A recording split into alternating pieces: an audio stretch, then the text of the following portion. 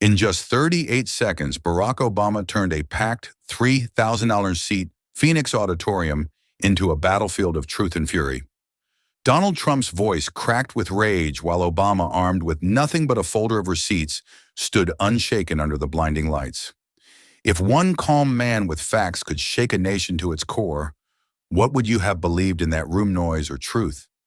In the next few seconds, you will witness the truth that they never wanted the public to know. The cameras swept across the Phoenix Convention Center, their lenses capturing the restless sea of faces pressed shoulder to shoulder. The air vibrated with whispers, the kind that carry both awe and dread, as if the crowd had been summoned to witness not a town hall, but a duel at high noon. On one side of the stage, Trump paced like a fighter, waiting for the bell, his stack of note cards spread chaotically across the podium. On the other, Obama stood still, papers neatly clipped, eyes steady the calm, before a storm everyone felt but could not name. The lights were merciless, clinical white, stripping away illusion and leaving only the truth of sweat, smirks, and sharpened words.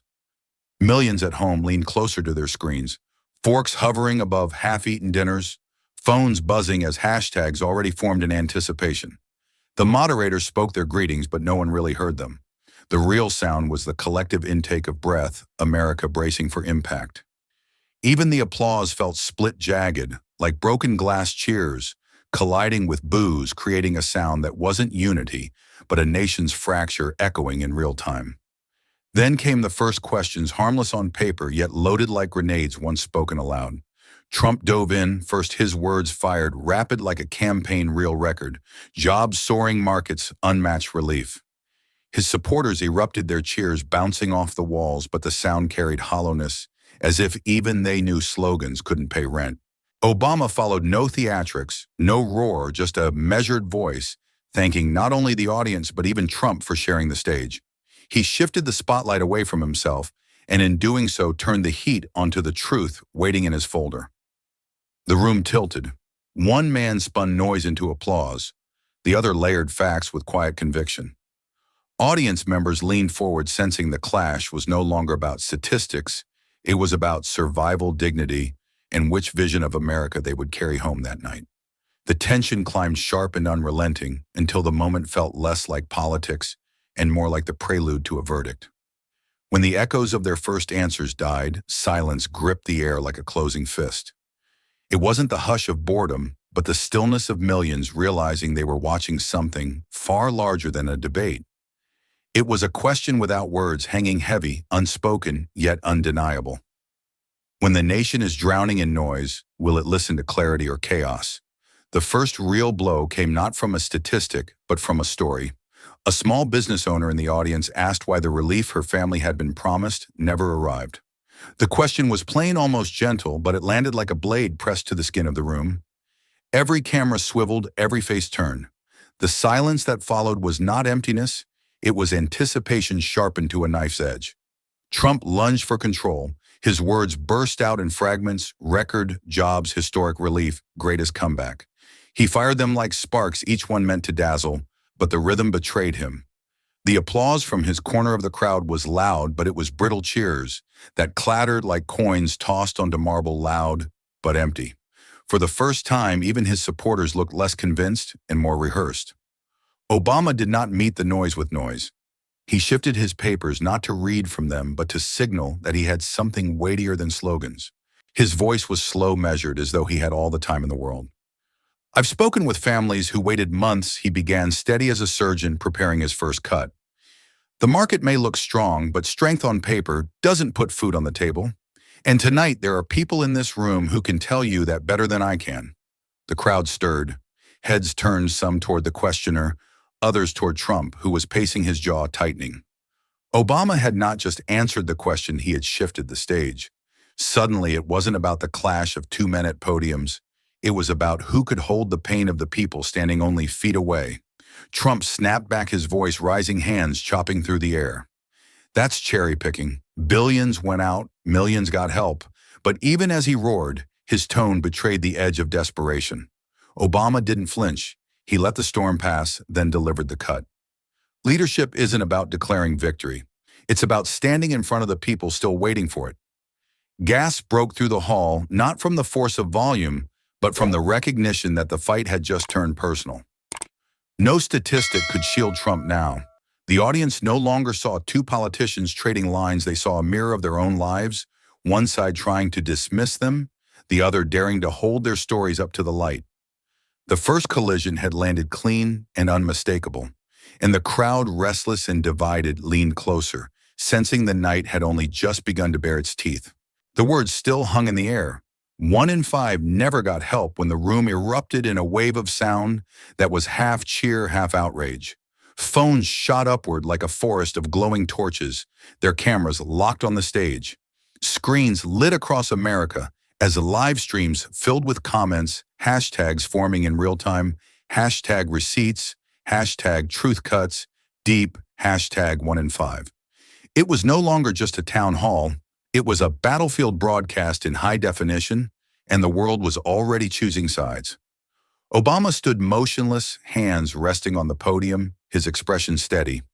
He didn't need to ride the noise because the noise itself was bending toward him. The camera caught him tilting slightly toward the small business owner, as though anchoring her story in the center of the stage. In contrast, Trump shifted from foot to foot, his lips pressed thin, his hands tapping restless rhythms against his stack of cards. The contrast was cinematic, calm acknowledgement on one side, defensive bluster on the other. Then came the moment no script could plan silence. It arrived suddenly after the applause, and shouts died down like a wave retreating from the shore. The microphones picked up only the soft hum of the air vents and the distant click of someone's camera shutter. For a few precious seconds, the noise of politics, so often deafening, collapsed into nothing, and millions leaned closer, waiting to see who would break it. Obama let the silence breathe. His eyes scanned the crowd, his papers untouched, as if daring the room to sit with the truth they had just heard. The power of that pause was electric, a tension so sharp it felt like glass about to shatter. Trump leaned forward, ready to fill the void with another barrage, but the moment clung stubbornly to Obama, as though the silence itself had chosen its master. Backstage producers whispered frantically into headsets, "Stay on him. Camera 3, don't cut away." The audience, once restless, was transfixed. It was as if time had slowed, as if every breath, every glance, every flicker of expression carried the weight of a verdict yet to come. Hashtags multiplied across the digital sky clips, looping endlessly before the event had even ended. What began as a question from a struggling restaurant owner was spiraling into something bigger, a narrative that could not be contained. And just as the silence reached its breaking point, a voice from the crowd prepared to unleash the next wave, a question about pandemic funds, about fraud, about who the system had truly served. The kind of question that could ignite a firestorm in seconds. The nation, frozen between silence and eruption, braced itself. Can silence itself become a weapon stronger than shouting? The silence cracked when a woman stood up from the third row, gripping the microphone with both hands, as if it were the last thing holding her steady. Her voice quivered at first, but then it gathered force, rising above the hum of the crowd. "My name is Laura Benton. I run a hardware store in Flagstaff. We applied for pandemic relief.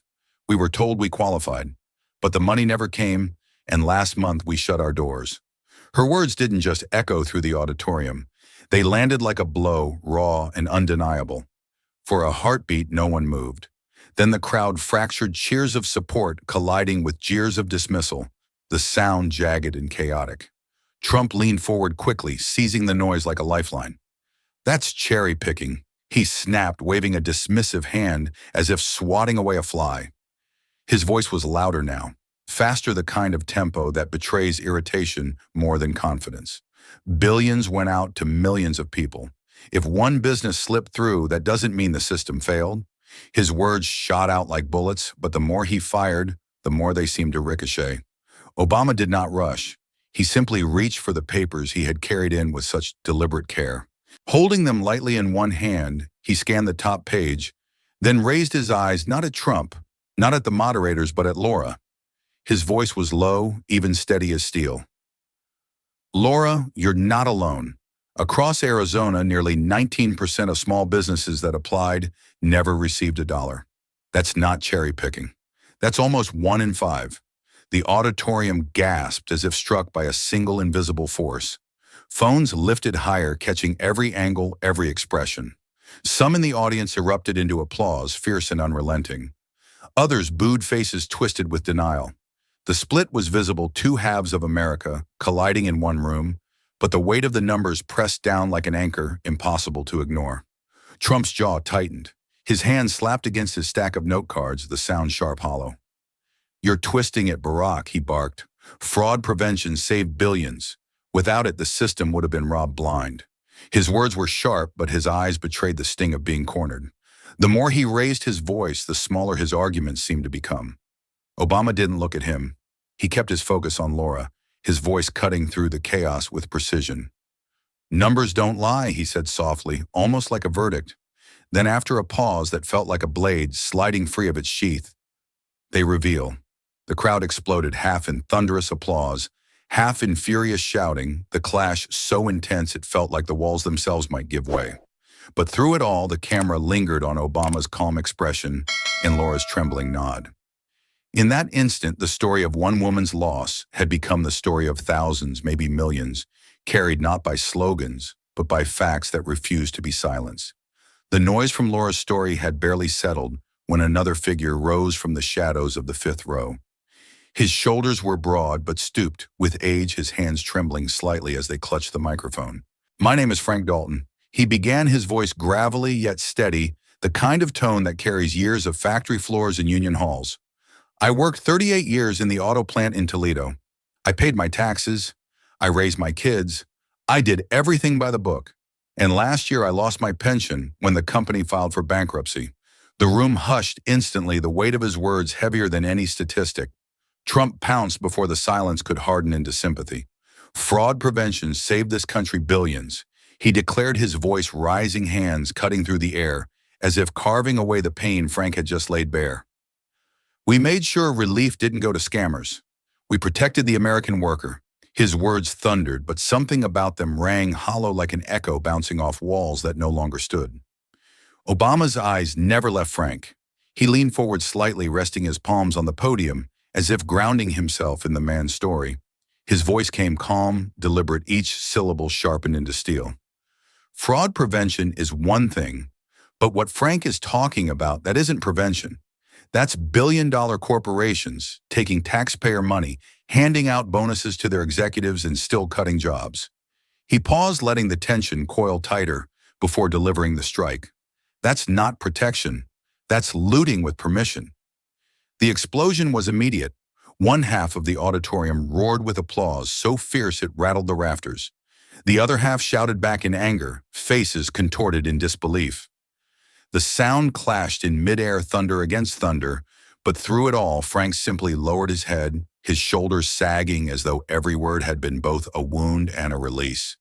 The camera zoomed in, catching the glisten in his eyes, proof that no slogan, no statistic could erase the ache of being betrayed after a lifetime of loyalty. Trump shook his head violently, slamming his palm on the podium, as though volume alone could claw back control.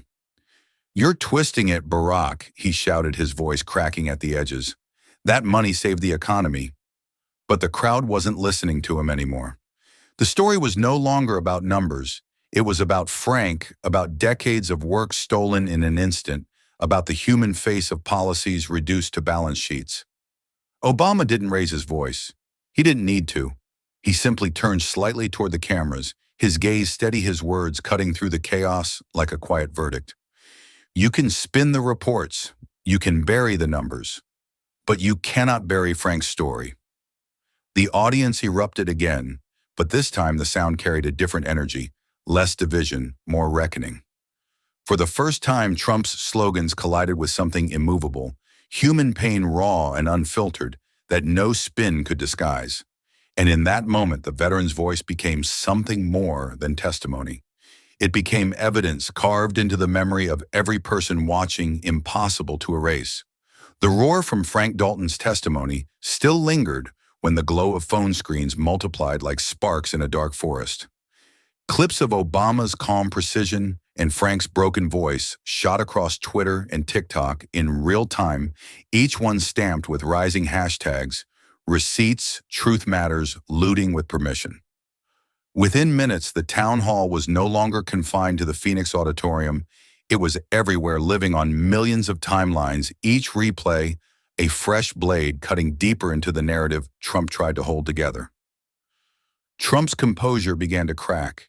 His fingers tapped against the podium in a relentless rhythm, louder each time the crowd shifted their attention away from him.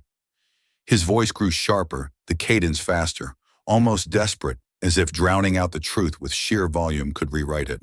But the cameras betrayed him, sweat glistening at his temple, his jaw clenching as every word seemed to land weaker than the last. Obama didn't move to fill the noise. He stood steady, letting silence answer where slogans could not.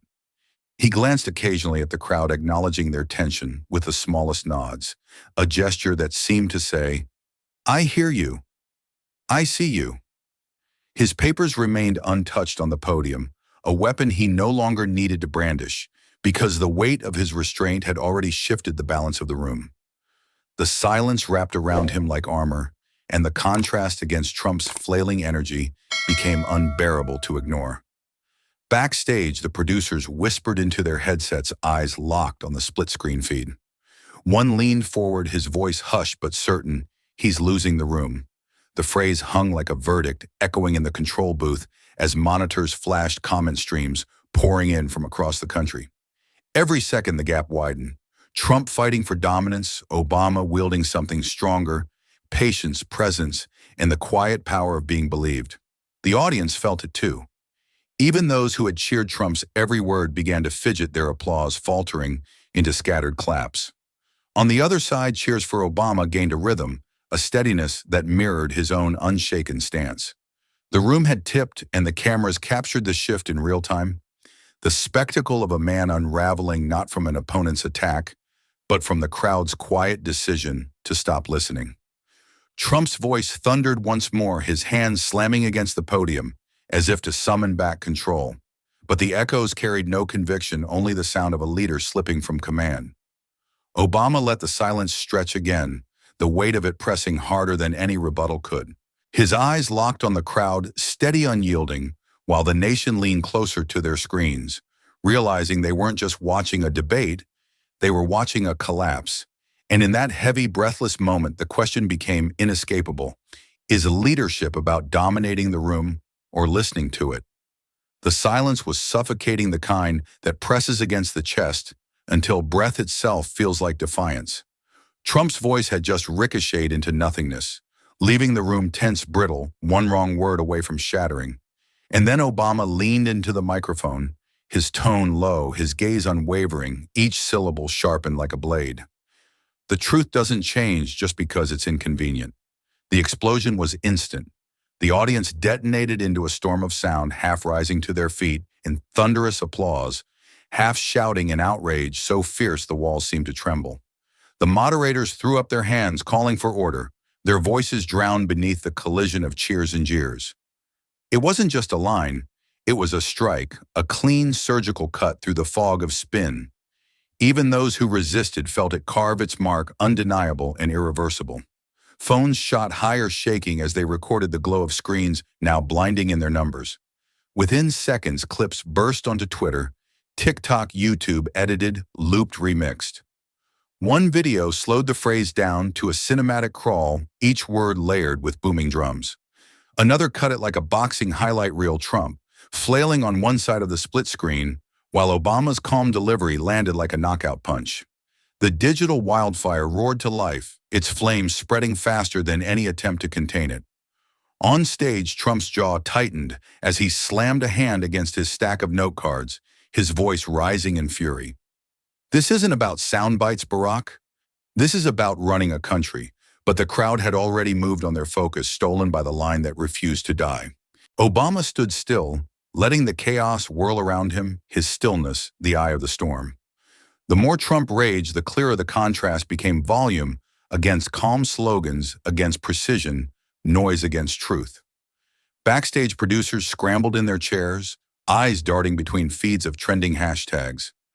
Hashtag inconvenient truth climbed with brutal speed, joined by hashtag truth wins and hashtag knockout line. A young intern mouthed to her colleague, wide-eyed, "It's already viral." The control room buzzed like a war zone, directors barking orders. Camera 3, stay tight on Obama's face. Camera 4 catch the crowd reactions. This is history. The audience inside the hall leaned forward, swept into the maelstrom.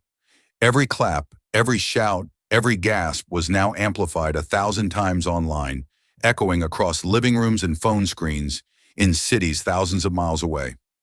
America wasn't just watching a town hall anymore. It was watching a moment crystallize into legend. And as the eruption reached its peak, as the storm of sound threatened to consume the stage itself, one truth burned hotter than the lights a single sentence delivered with steady calm had just cut through the noise of an entire nation. The wildfire had begun, and nothing, not shouts, not spin, not fury, could stop it now. The wildfire didn't wait for the night to cool. By the time the town hall's closing applause still echoed in the rafters, newsrooms from New York to Los Angeles were already in chaos. Anchors rushed to their desks, producers barked into earpieces, and the phrase, "The truth doesn't change just because it's inconvenient," lit up teleprompters across every major network. Fact-checkers worked at breakneck speed, combing through reports, and one by one, the verdict came back the same. Obama's numbers held. The receipts were real. Trump's campaign scrambled to regain control, flooding inboxes and press conferences with words sharp as shrapnel: ambush, fake news, rigged. But the pushback sounded less like confidence and more like panic, the kind of noise that grows shriller the less ground it has to stand on. On cable panels, Republican strategists clenched their jaws, repeating the script while screens split between their words and looping clips of Obama's calm delivery. The contrast was merciless, and America could see it. Late-night hosts wasted no time sharpening the dagger. On The Tonight Show, the monologue opened with a line that brought the studio audience to their feet. Obama brought a folder to a fistfight, and somehow the folder won. Laughter thundered, but beneath the comedy was a truth no one could unhear. Montage clips rolled, Trump slamming his hand on the podium, Obama flipping calmly through his papers, and the laughter turned into applause.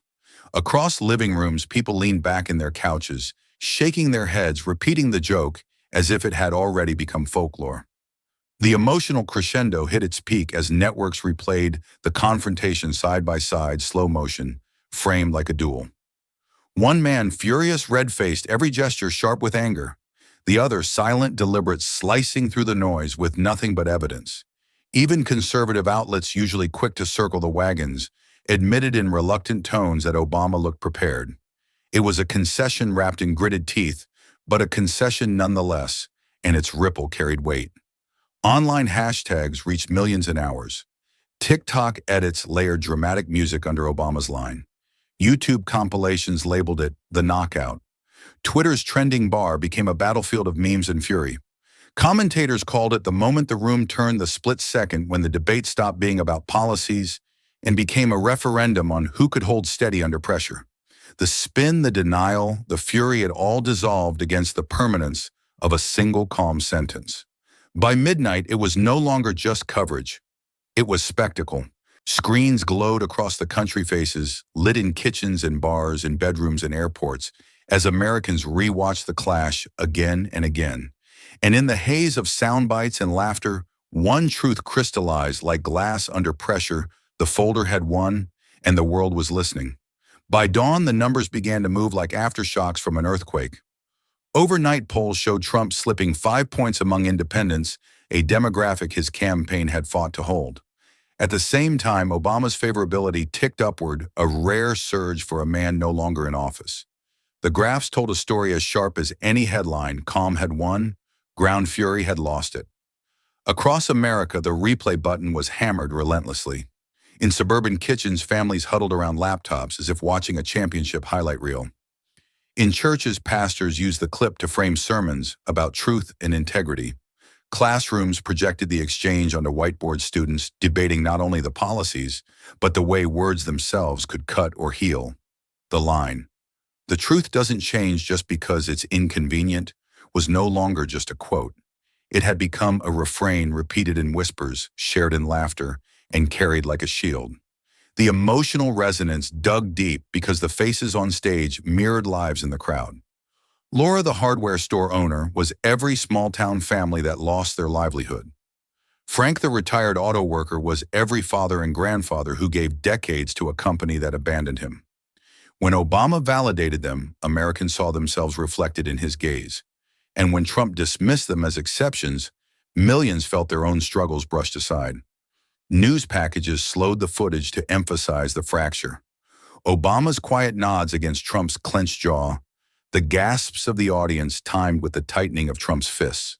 Commentators described it as a courtroom moment, the people as jury, the testimonies as evidence, and the verdict slowly taking shape before their eyes.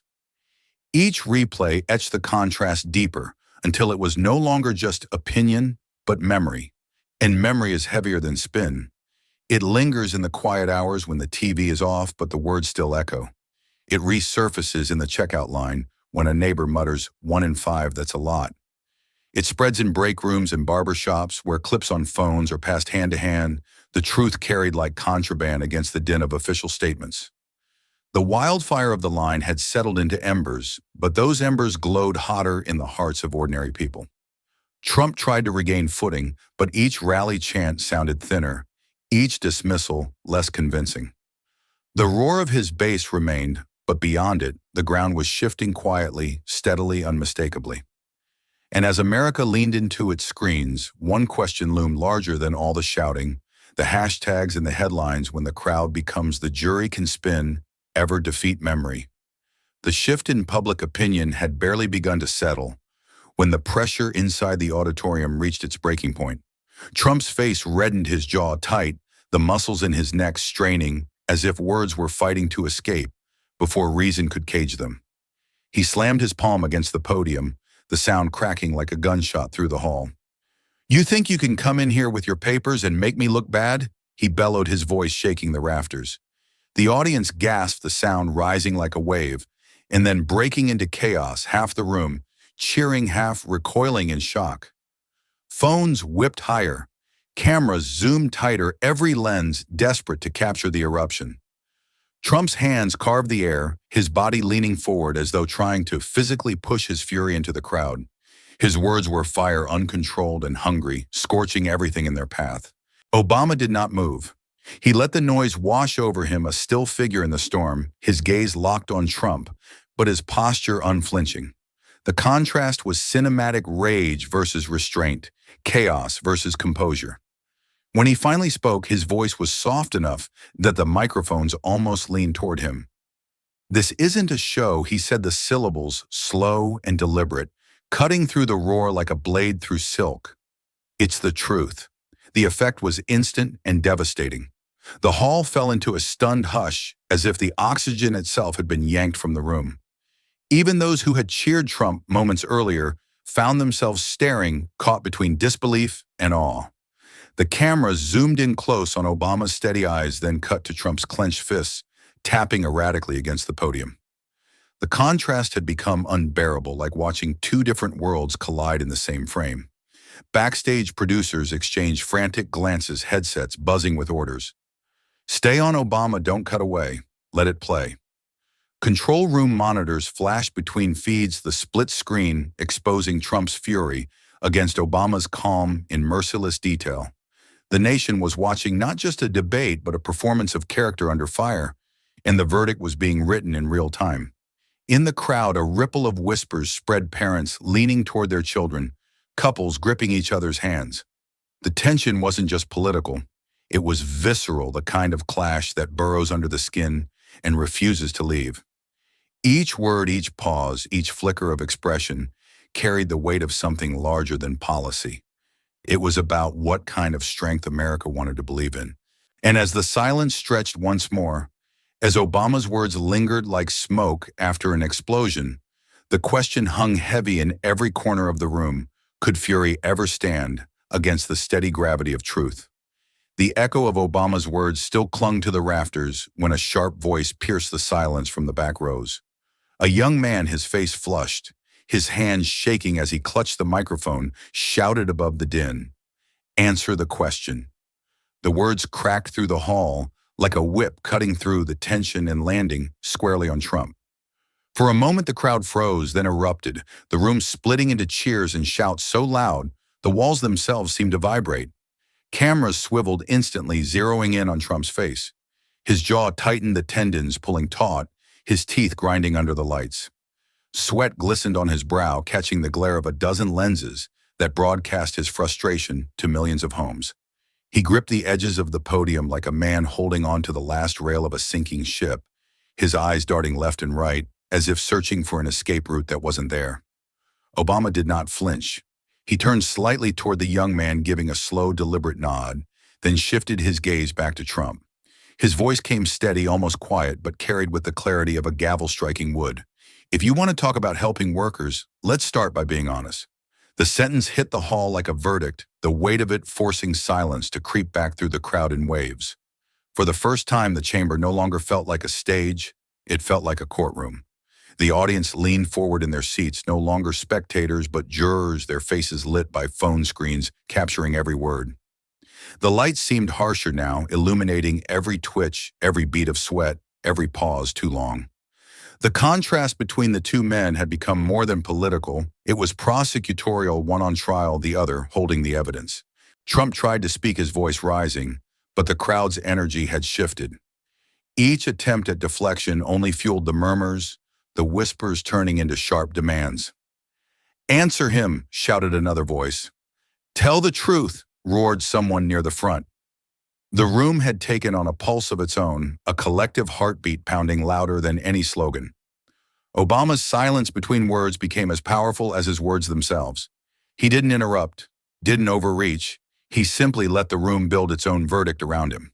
His presence was a still weight against Trump's frantic energy, a reminder that sometimes strength was measured not in the volume of your voice, but in the gravity of your pause. By now the tension was unbearable, the clash of noise and silence colliding like thunder against stone. Every camera lens locked in every viewer at home, leaning forward, aware that this was no longer just politics, it was testimony, and they were watching a nation wrestle with truth in real time. And as the young man lowered the microphone, his demands still reverberating like a bell, the air thickened into a single unspoken realization: the jury wasn't on the stage. The jury was the crowd. The chamber was already trembling with tension when Obama finally moved. With the same calm precision that had unnerved his opponent all night, he reached down and lifted the thin stack of papers from his podium. The camera zoomed in, catching the unmistakable header, U.S. Treasury Report, February 8th. Gas rippled across the hall like sparks hitting dry grass. The silence that followed wasn't empty. It was loaded, the kind of silence before a trigger is pulled. Obama raised the top page slightly, his eyes never leaving the crowd. "These aren't mine," he said, voice measured, deliberate. "They belong to the current administration. Anyone can look them up." The words were delivered without theatrics, but the weight of them hit like a gavel. He tapped the document once, and the sound echoed in the microphone like a countdown. Then, as if slicing through the last of the fog, he read aloud the figures: billions allocated, billions unaccounted for corporations, pocketing relief while workers were left behind. Trump lunged at his mic, his voice sharp, breaking desperate. "That's cherry-picking again. That's not the whole story." He barked, his hands flailing his note cards, scattering like fallen shields across the podium. The more he sputtered, the louder the crowd reacted, not with outrage but with laughter. It started as a ripple, a few chuckles at the edges, then swelled into waves that crashed across the hall. The sight of a president trying to shout down his own Treasury's report was too much to hold in. Obama didn't smile. He didn't gloat. He simply lowered the paper, placed it back neatly on the podium, and looked directly into the cameras. His silence cut deeper than any line, his composure. A contrast so stark it turned every laugh into an indictment. Online hashtags ignited like a global wildfire. Hashtag Treasury, truth. Hashtag folder wins. Hashtag receipts, don't lie. TikTok edits layered dramatic music over the moment. Twitter feeds lit up with knockout memes. YouTube commentators declared it the strike that ended the fight. Backstage producers exchanged looks of awe. "That's it," one whispered into his headset. "That's the moment." The control room lit up with red tally lights, every camera trained on Obama's face, his stillness framed like the victor in a duel. Trump kept shouting, his words tangled and jagged, but the microphones betrayed him, every syllable drowned beneath the sound of a crowd now laughing where once it had roared. It no longer felt like a town hall. It felt like the final round of a fight where one punch lands so clean, so undeniable, that the outcome is written before the bell. Obama's strike wasn't loud, wasn't flashy. It was surgical, delivered with the steady hand of a man who had waited for the exact second to draw blood. And as the hall settled into stunned recognition, the open question lingered like smoke over the battlefield. What's stronger, a loud voice or a steady one armed with truth? The laughter from the auditorium had barely faded before the clips consumed every corner of the internet. On Twitter, Obama's calm delivery was looped against Trump's sputtering deflection, a split-screen duel replayed millions of times. TikTok flooded with remixes, some set to pounding bass, others slowed to cinematic echoes, turning a single line into a weapon carried in 1,000 variations. By dawn, the phrase was unavoidable, stitched into the fabric of a restless nation. In classrooms, teachers wheeled in projectors, not for lessons, but for playback. Students leaned forward in silence, watching the contrast unfold as though studying a case in civic anatomy, one man loud and unraveling, the other steady and surgical. Discussions sparked instantly debates over truth, over leadership, over what kind of strength the next generation should demand. The clip had become more than content. It was a teaching tool, a mirror held up to America itself. Churches were no different. Pastors stepped to pulpits with verses on their lips, but it was Obama's line that carried through the pews. The truth doesn't change just because it's inconvenient. Congregations nodded, murmured, some even clapped mid-sermon. For them, it wasn't about party, it was about principle, about the belief that integrity is louder than volume, steadier than rage. The words took on a moral weight, echoing long after the organ fell silent. Families gathered in living rooms, their dinners cold on plates, as they re-watched the moment again and again. Grandparents repeated the phrase, parents debated its meaning, children mouthed it like a chant. It became a bridge across generations, one sentence tying together the frustrations of the old and the hope of the young. Across suburbs, cities, and small towns, people repeated it like a new pledge. Strong doesn't mean loud. Strong means steady. Within 48 hours, the line had transcended the town hall, outpacing the headlines, eclipsing the spin. It became the country's shared heartbeat, pulsing in news clips, whispered in classrooms, printed on signs that appeared in town squares and street corners. What had begun as a clash on stage had erupted into a cultural reckoning, and the resonance was undeniable. America was listening not to the loudest man in the room, but to the steadiest. 48 hours after the town hall, two very different rooms told two very different stories. In Trump's headquarters, aides huddled around glowing laptops, their faces pale in the harsh blue light. The numbers were grim, polling freefall among independents, hashtags trending against them. Donors calling with questions no one wanted to answer. The room pulsed with panic, every whispered conversation edged with desperation. On the other side of the city, Obama's team sat in a quiet hum of calm. They weren't scrambling, they were sipping coffee, watching clips circulate each replay, tightening the grip of the narrative. One aide scrolled through a trending feed, shaking his head with a smirk. "We don't even have to push this. It's already bigger than us." Their war room wasn't a battlefield tonight, it was a watchtower waiting as the tide turned on its own. Inside Trump's circle, tempers flared. Advisors clashed over strategy, should he double down on rage or pivot to calm. One slammed his fist on the table, shouting that the base loved the fight, that the fury was fuel. Another countered sharply, pointing at the plunging independent numbers on the screen. "The base isn't enough, he's bleeding the middle." The shouting matched their candidate's own style, loud, frantic, unstable. Republican lawmakers were split as well. Loyalists went on air praising Trump's fire and calling Obama's calm, calculated theater. But behind closed doors, moderates grimaced at the data. "This isn't sustainable," one whispered off record. The fracture was growing not just in the crowd, but in the party itself, and every fresh poll line carved the divide deeper. Meanwhile, Obama's allies leaned back in their chairs, their confidence quiet but unshakable. They knew perception was now the true battlefield, not policies, not numbers, but the story people carried in their minds. And perception was slipping from Trump's grasp with every meme, every late-night punchline, every replay of that surgical line. The truth doesn't change just because it's inconvenient. What began as a televised clash had mutated into something more primal: survival. Trump's team wasn't fighting to win anymore. They were fighting to stop the bleeding. Obama's team wasn't celebrating. They were letting America's verdict harden on its own. In both rooms, the stakes were no longer abstract. The perception war had become the only war that mattered, and one side was already watching the ground vanish beneath their feet. By the third day, the shock waves had crossed oceans. In London, headlines splashed across broad sheets, Obama voice of calm clarity in America's storm. Paris papers described the clash as a duel of dignity versus fury. Even in capitals that once praised Trump's bravado, the tone had shifted. Foreign commentators called him angry, unsteady, unraveling under pressure. What had begun as a domestic spectacle had become a global reckoning, the world dissecting America's image in real time. In Berlin, cafes' patrons leaned over newspapers, nodding at Obama's composure, as if it were a reminder of leadership long gone. In Tokyo, evening news replayed the clip with Japanese subtitles emphasizing the quiet power of his words against the backdrop of Trump's rising voice.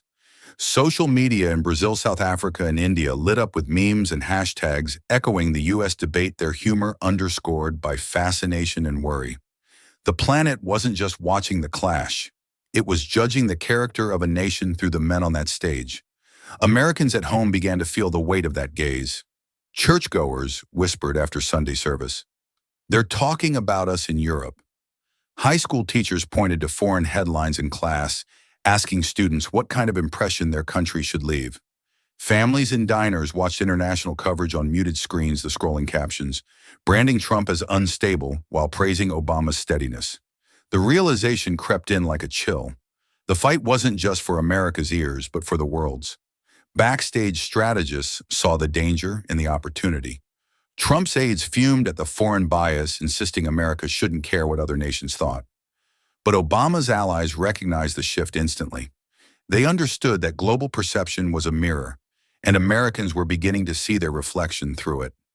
The applause and jeers of a single hall in Phoenix had grown into a worldwide chorus, one that no campaign memo could silence. The emotional beat hit hardest in living rooms, where veterans, teachers, and workers saw headlines not just about policy, but about identity. The clash had transcended politics. It had become a question of dignity. Was America the red-faced man pounding a podium, or the steady voice holding up receipts? Parents asked it at dinner tables. Students scribbled it in essays. Workers muttered it on factory floors. It was no longer just about who won the room, but about who represented the country when the cameras never stopped rolling. And as the dust settled into this new phase, one question lingered with the weight of history itself. When the world sees us divided, whose voice do we want them to hear? Across America, the moment replayed not just on screens, but in the voices of ordinary people who had felt invisible for too long. In a Rust Belt town outside Toledo, a retired worker sat at his kitchen table, the glow of a tablet lighting the creases on his face. He shook his head slowly, whispering to no one but himself. Finally, someone said it plain. Facts matter. His words, soft as a prayer, carried more weight than any headline. In Dallas, a high school teacher paused her lesson plan to roll the clip one more time. The classroom was silent, students leaning forward as if studying a film rather than a debate.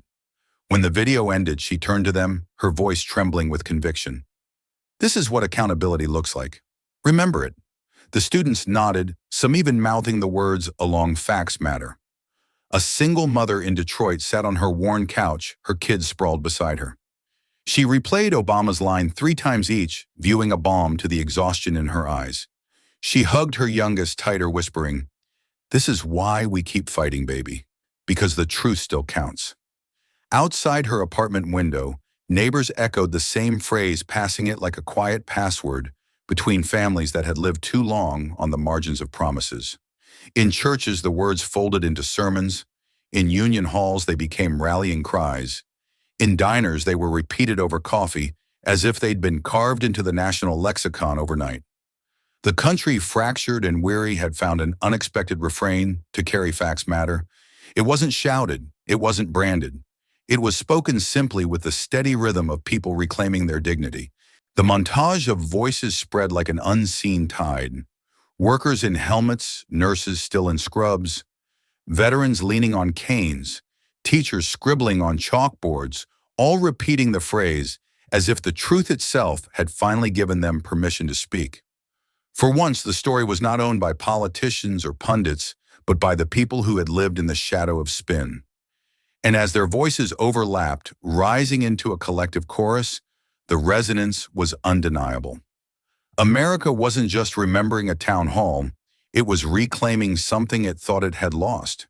In that chorus, fragile yet unyielding, the truth had found its guardians not in marble halls, but in ordinary homes. The chorus of Facts Matter echoed so loudly across the nation that even the marble walls of Capitol Hill could not keep it out. Lawmakers who once deflected questions about relief programs now found themselves cornered by reporters wielding numbers and names. In committee hearings, voices trembled as members admitted they had no answers for why billions vanished, while families like Laura Benton's and Frank Dalton's were left in ruin.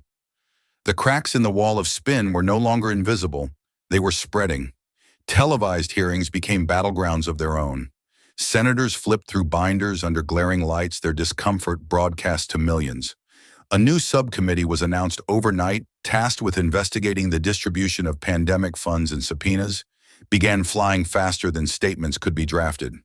For the first time, the political machine that had run on slogans and denial was being forced to grind on the gears of accountability. The pressure didn't stop in Washington. Governors were asked at press conferences why small towns in their states had received nothing while multinational corporations cashed relief checks. Local news stations sent reporters to empty storefronts, filming families packing up businesses that never got their promised aid. Each broadcast sharpened the sense that the story was no longer a debate, it was a reckoning, and every official was being dragged into its gravity. Inside party caucuses, tempers flared. Loyalists urged doubling down, insisting the outrage would pass like every other controversy. But moderates shifted uneasily, their eyes fixed on polls that showed independents drifting further away.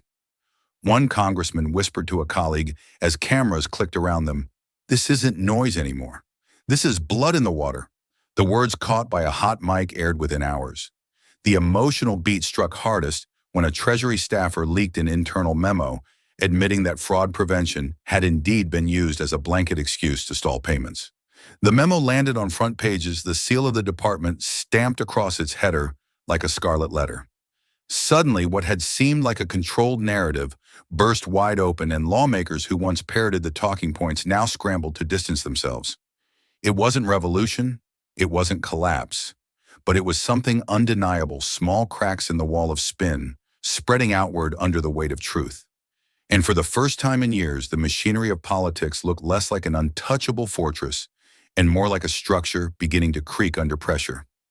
Days after the hearings and headlines, Obama walked into a quiet lecture hall at a university in the Midwest.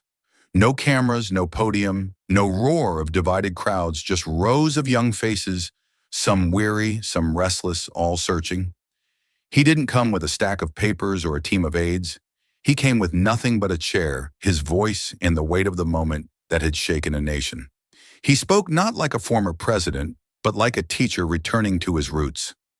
Strong doesn't mean loud, he told them, his tone measured each word sinking into the silence like ink into paper. Strong means steady. It means holding your ground when others shout and carrying the truth even when it's heavy. The students leaned forward, notebooks half forgotten, as if afraid to miss a syllable. He paused, letting the quiet linger, then asked them about their own lives, about the pressure to go along, to stay quiet, to accept slogans instead of searching for facts. Their answers spilled out stories of parents who lost jobs, teachers who went unpaid, communities forgotten. And with each story, Obama nodded, his eyes steady, reminding them that their voices carried weight even when the world told them otherwise. The emotional resonance grew as one student, her voice shaking, admitted she had never believed truth could cut through noise until she saw it replayed in clips across her feed. Obama smiled softly, replying, "That wasn't about me. That was about you seeing yourselves on that stage, your struggles, your families, your futures." The room fell silent again, but this silence felt different. It wasn't heavy with tension, it was alive with possibility. In that intimate gathering, the seeds of civic courage were planted. The students weren't just witnesses to a viral moment, they were inheritors of its lesson. They realized that silence, when wielded with purpose, could be sharper than a shout, and that truth, though inconvenient, could outlast fury. And as the evening closed, Obama left them with a question that would echo in their lives long after the hall emptied. Will the next generation carry silence and truth as weapons of their own? Months had passed, but the San Jose Civic Auditorium still carried the echo of a night that refused to die. Locals no longer referred to it as just another political forum. It had been christened with a new name, whispered in newsrooms and classrooms alike the night truth went viral. The walls, once ordinary, seemed to hum with memory. Staff who worked the venue recalled how the air had vibrated, how phones had glowed like constellations, how the silence had cut deeper than the shouting. It was no longer a hall, it was a landmark. On an autumn afternoon, a group of college students filed into the empty venue as part of a civic tour. Their footsteps echoed in the vast space, and their voices hushed instinctively as though entering a cathedral.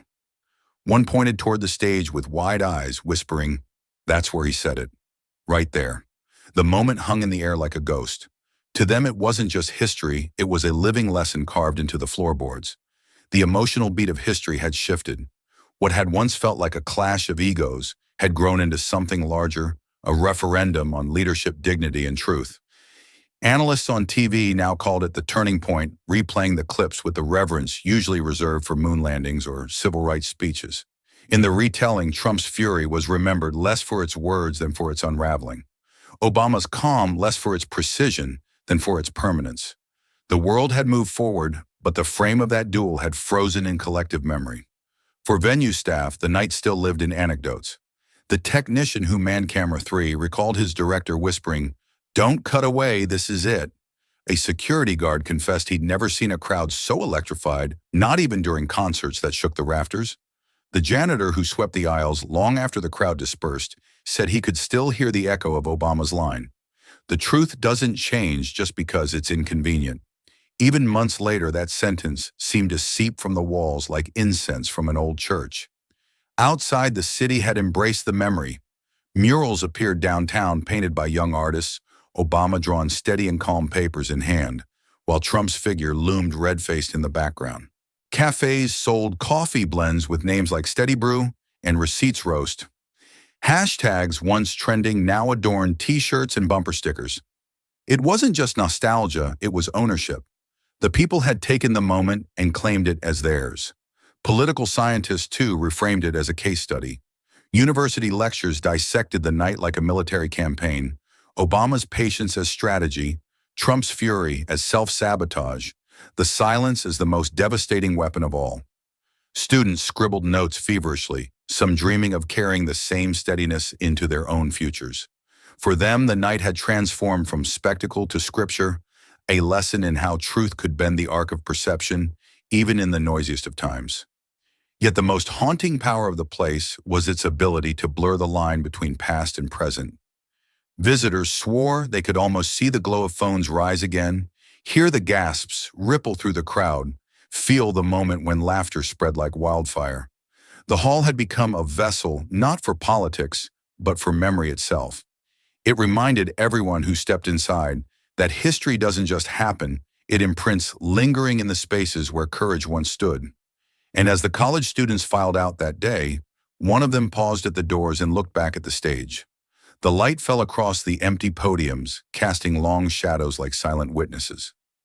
She whispered to her friend, "It wasn't about who won the argument. It was about who carried the truth." The friend nodded, and the words settled between them like a vow. The Civic Auditorium would host other events, other debates, other spectacles. But for America, for the world, that night had already been sealed in amber. It was remembered not as chaos, not as noise, but as the moment when clarity itself became the loudest sound in the room. And in the retelling, the clash was no longer just an exchange of words. It was a turning point, a reminder etched into history that truth once spoken could outlive the storm. In the months that followed, the night at the Civic Auditorium did not fade. It multiplied, fragmenting into 1,000 retellings that spread from coast to coast. It was quoted in classrooms, whispered in diners, retweeted by teenagers, and repeated by grandparents who had lived through wars and recessions. What had begun as a debate on relief programs had transformed into something else entirely, something older and deeper folklore. In small towns across the Midwest, civic clubs gathered in musty halls where folding chairs creaked under the weight of generations. The clip would play on a projector, Obama's calm voice, steady Trump's red face etched in fury, and the audience would nod as if they had already memorized every beat. Someone would stand up after, their voice low but firm, repeating the phrase. The truth doesn't change just because it's inconvenient. Applause would ripple through the room, not wild and frenzied, but steady, rhythmic, like a vow renewed.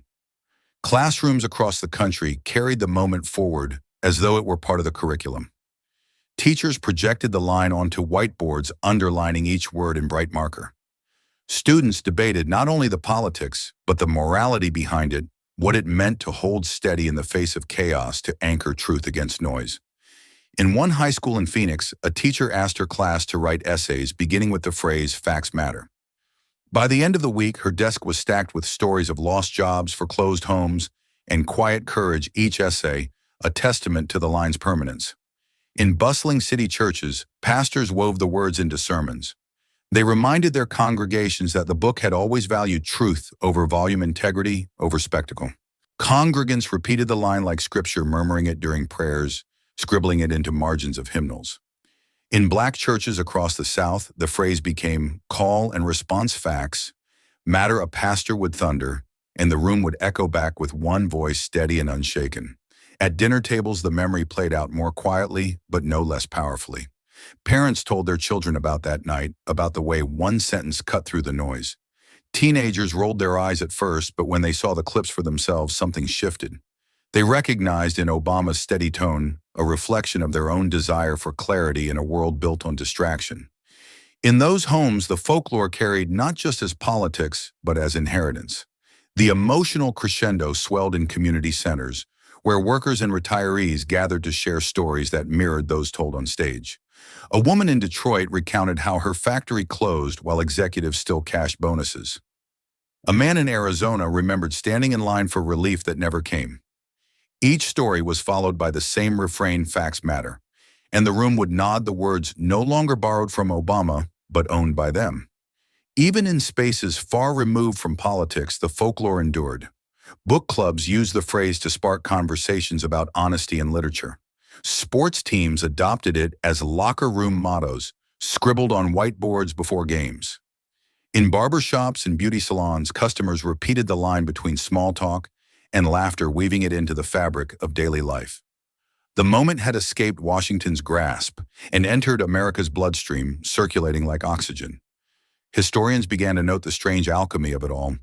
Political moments had gone viral before, but rarely did they cross into collective identity. Here was something different, a phrase that was neither slogan nor speech, but a shard of clarity that ordinary people carried with them. Analysts called it the new folklore, a story that no longer belonged to politicians, but to the communities who kept telling it. Months after, a retired steelworker in Pittsburgh summed it up best when asked why the phrase stuck. He tapped his cane against the floor and said, "Because it wasn't about him, it was about us. And when we heard it, we recognized ourselves."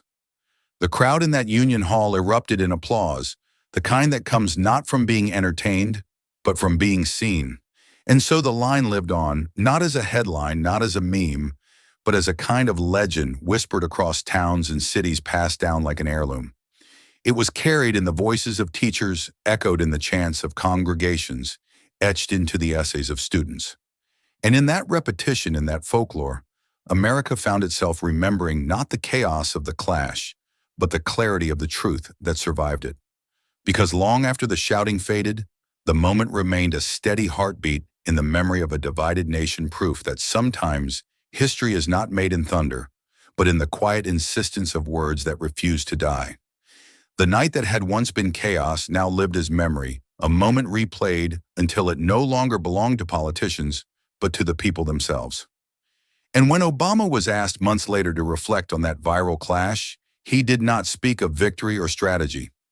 He stood in a modest hall without cameras or banners and said simply, "Facts don't belong to parties.